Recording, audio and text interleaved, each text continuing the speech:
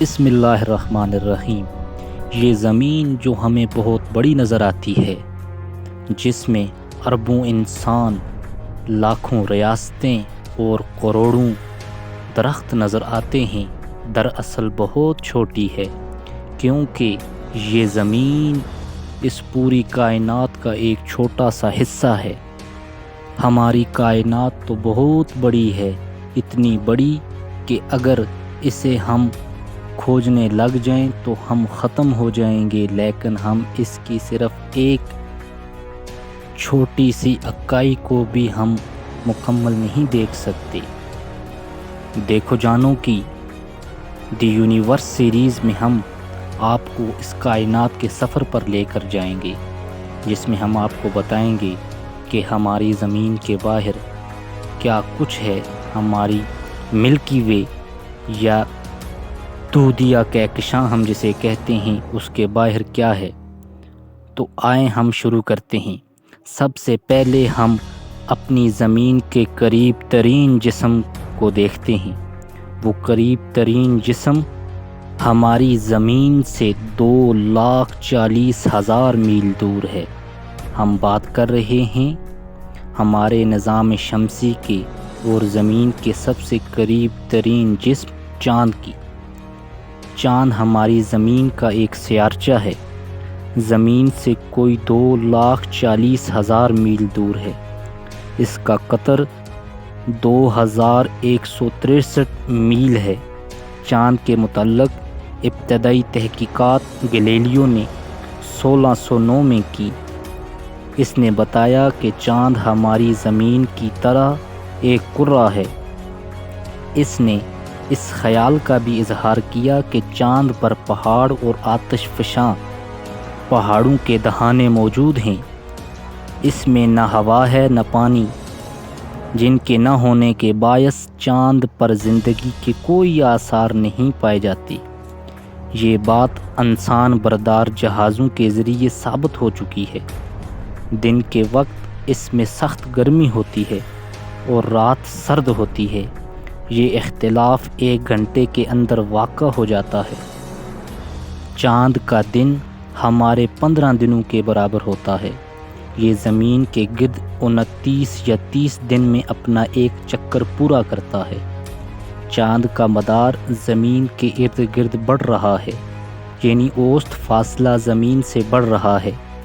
قمری اور اسلامی مہینے اسی کے طلوع و غروب سے مرتب ہوتے ہیں۔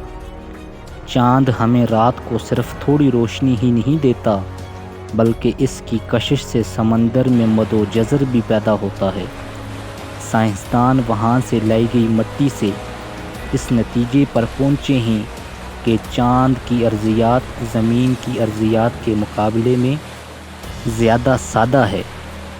اب ہم دیکھتے ہیں کہ چاند کی ابتدا کیسے ہوئی۔ چاند کی ہیئت کے متعلق مختلف نظریات ہیں۔ ایک خیال یہ ہے کہ یہ ایک سیارہ تھا جو چلتے چلتے زمین کے قریب بھٹک آیا اور زمین کی کشش ثقل نے اسے اپنے مدار میں ڈال لیا۔ یہ نظریہ خاصا مقبول رہا، مگر سائنسدانوں نے اعتراض کیا کہ ایسا ممکن ہونے کے لیے چاند کو ایک خاص طرح سے زمین کے قریب ایک خاص راستے پر آنا ضروری ہوگا، جس کا امکان بہت ہی کم ہے۔ موجودہ دور میں سائنسدانوں کا خیال ہے کہ 4.6 بلین سال پہلے ایک دمدار ستارہ زوردار دھماکے سے زمین سے ٹکرایا، جس سے دمدار ستارہ اور زمین کا بہت سا مادہ تبخیر ہو کر زمین سے نکل گیا۔ آہستہ آہستہ یہ مادہ زمین کے مدار میں گردش کرتے ہوئے اکٹھا ہو کر چاند بن گیا۔ پانی اور ایسے عناصر جو آسانی سے اڑ سکتے تھے نکل گئے اور باقی عنصر چاند کا حصہ بنے۔ اس نظریے کی تصدیق اس بات سے بھی ہوتی ہے کہ چاند کی کثافت زمین کی اوپر والی مٹی کی پٹیوں کی کثافت کے تقریباً برابر ہے، اور اس میں لوہا کی مقدار بہت کم ہے، کیونکہ دمدار ستارے کا آئینی حصہ زمین میں دھنس گیا تھا جو زمین کا آہنی گودا بنا۔ کمپیوٹر پر سیمولیشن سے یہ نظریہ زیادہ بہتر معلوم ہوتا ہے۔ اور اب ہم دیکھتے ہیں کہ سب سے پہلے چاند کو تسخیر کس نے کیا۔ جولائی کا مہینہ تھا 1969 کو نیل آرمسٹرانگ وہ پہلے انسان تھے جس نے چاند پر قدم رکھا۔ چاند کی حقیقت سے پردہ اٹھ چکا ہے۔ عام نظریہ یہ ہے کہ یہ زمین سے جدا ہوا ہے۔ چاند پر ہوا اور پانی نہیں اور نہ ہی وہاں سبزہ وغیرہ ہے۔ چاند پر سب سے پہلے اپولو 2 اتارا گیا تھا۔ اس کی سرزمین سے جو نمونے اکٹھے کیے گئے، ان کے مطالعے سے پتہ چلتا ہے کہ ان میں کثیر مقدار میں لوہا، کرومیم اور دوسری بھاری دھاتیں پائی جاتی ہیں۔ اب ہم دیکھتے ہیں کہ کیا انسان چاند پر رہ سکتے ہیں۔ امریکہ 2020 میں جنوب قطب پر ایک کالونی بنانے کا ارادہ رکھتا تھا۔ ناسا کے مطابق اس کا مقصد نظام شمسی کے بارے میں دریافتوں کی غرض سے مزید انسان بردار مشن روانہ کرنا تھا۔ 1972 کے بعد یہ کسی انسان کو چاند کی سطح پر بھیجنے کا پہلا منصوبہ تھا۔ اب ہم دیکھتے ہیں کہ چاند پر کشش ثقل یعنی گریویٹیشنل فورس کتنی ہے۔ اس کی کشش ثقل یا گریویٹیشنل فورس زمین کی نسبت 6 گنا کم ہے۔ 14 دنوں میں سورج اس پر چمکتا ہے تو اس کا درجہ حرارت 120 ڈگری فارنہائٹ پر جا پہنچتا ہے۔ اب ہم دیکھتے ہیں کہ چاند زمین سے کیسے نظر آتا ہے۔ زمین سے ہمیں ہمیشہ چاند کا ایک ہی رخ نظر آتا ہے۔ اس کی وجہ یہ ہے کہ چاند کی محوری گردش اور چاند کی زمین کے گرد گردش کا دورانیہ ایک ہی ہے۔ ہمیں زمین سے کسی ایک وقت میں چاند کا تقریباً 41% حصہ نظر آتا ہے اگر چاند پورا ہو، مگر یہ حصہ کچھ بدلتا ہے اور ہمیں مختلف اوقات میں چاند کا نصف سے کچھ زیادہ حصہ نظر آتا ہے۔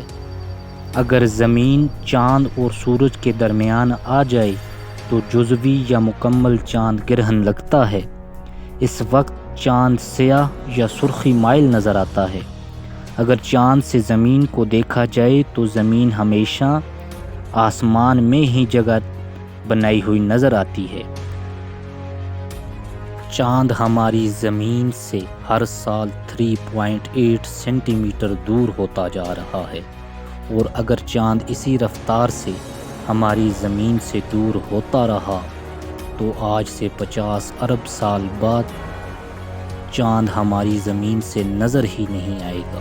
لیکن پریشان نہ ہوں، کیونکہ آج سے 45 ارب سال بعد ہمارا سورج اپنی زندگی مکمل کر کے مدھم ہو چکا ہوگا، اور اس زمین پر زندگی ایک ڈراؤنا خواب بن چکی ہوگی۔ وہ ڈراؤنا خواب جس سے سننے کے لیے ہم میں سے کوئی بھی موجود نہیں ہوگا۔